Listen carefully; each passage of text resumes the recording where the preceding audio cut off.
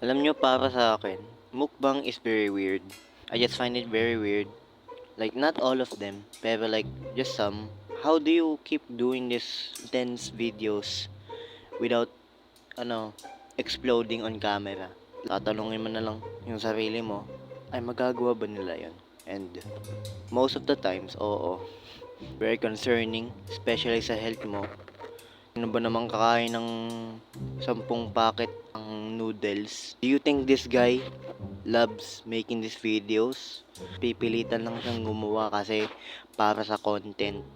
You don't need to force yourself to do mukbang videos. Magmumukha kang ewan sa camera. Especially those large quantities ng mga pagkain na kakain mo. Hindi ka papatay, what the hell? Ano mo nagagawa yun? It's very weird, it's very disgusting. Okay lang naman sa akin manood ng mga mukbang, basta yun di yung, ano, there's so many people na napapahamak sa mga ganyang mga videos. Don't need to do that if you don't want to.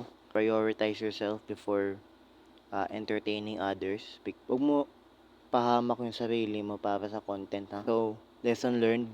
Huwag po nating sobrahan yung ating pagkain ng pansit. And huwag mang inasal na lang